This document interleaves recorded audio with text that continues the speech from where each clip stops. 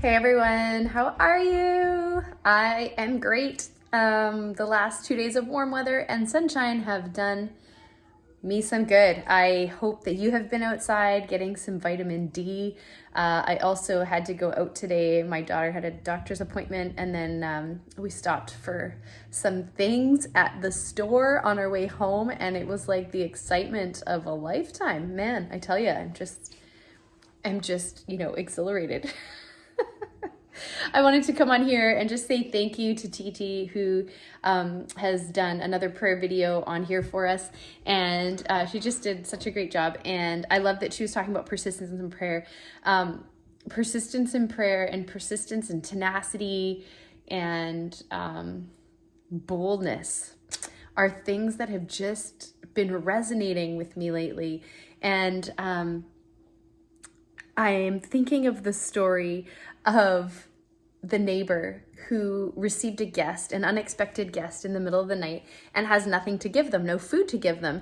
And so what happens is they go to their neighbor and knock on their neighbor's door, say, "Hey neighbor, give me some bread for my guests." And the neighbor's like, "Go away, I'm tired, I'm not getting up out of my bed." And they keep knocking and they say, "I know you have bread in there, let me in, give me some bread because I got guests, I have to give them something." And so they keep asking and they keep asking and they keep nagging. So the neighbor can't sleep and they figure it's probably better that they just get up and give them bread rather than keep getting yelled at. And so finally, not because they want to, because they're annoyed, they give their neighbor some bread. And then the whole idea of this parable is that this is something that we're being taught. This is how we're being sort of instructed, commanded, taught to be. And that blows my mind because it is so terribly un-Canadian. And sometimes I have to remember that Jesus wasn't Canadian. Sometimes I have to remember that our culture of being so polite to the point of being hesitant, being so polite, being so conscious of other people's, not wanting ever to offend anybody, kind of sometimes even gets in the way of us doing the right thing. And so I think it's so interesting that we're being taught in the scripture to basically be annoying, in our prayer.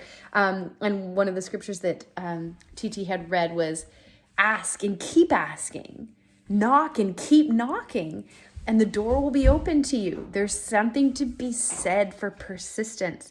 And I just love that, even though it's very un-Canadian, and I am proud to be Canadian. I'm Canadian born and raised, and maybe that's why it resonates so deeply with me. Is heaven culture is persistent. Heaven culture perseveres. Heaven culture is bold. And if our Canadian culture is not bold, if our Canadian culture does not lend itself easily to be persistent to the point of being almost audacious and obnoxious, then we need to maybe take a little bit of extra time to learn this because it's not natural for a lot of us. I know for me, it is not natural. And so this speaks to me so very deeply that I kind of wanted to just come on here and just tag onto the thought to not let that thought drop. I want this thought of persistence and endurance and perseverance in prayer to be something that we stick with for another minute. In my Bible reading last night, actually, I came across this story, 2 Kings chapter 13. I'm reading through the book of 2 Kings right now. And I came across this particular verse, and I've come across it before, and it's one of those verses, kind of like the bread one, where it just makes me scratch my head a little bit. And here's what it says.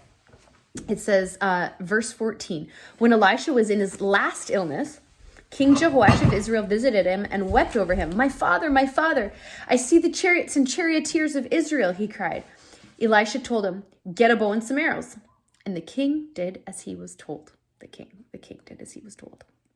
Interesting.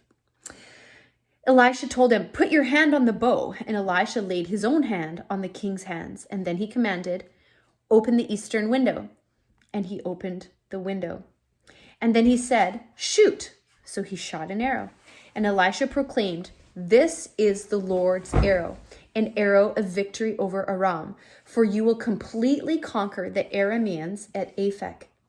And then he said, "Now pick up the other arrows and strike them against the ground." So the king picked them up and struck the ground 3 times. But the man of God was angry with him. You should have struck the ground 5 or 6 times, he exclaimed. Then you would have beaten Aram until it was entirely destroyed. But now you will be victorious only 3 times. Then Elisha died and was buried. What? This totally rubs me the wrong way. Totally doesn't make sense to me, because I feel like King Jehoash did everything he was told to do. He was the king.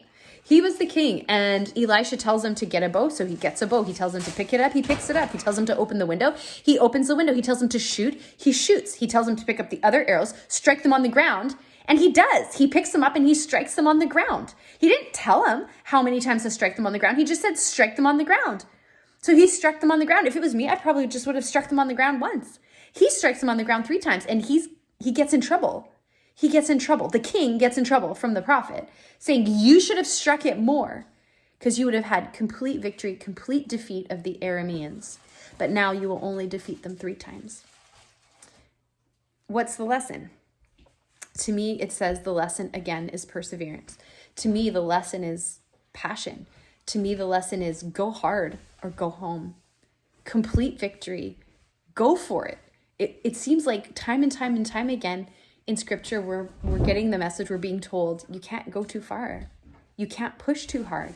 You keep on going. You keep pushing, especially in prayer. You keep praying. You keep going until you're victorious.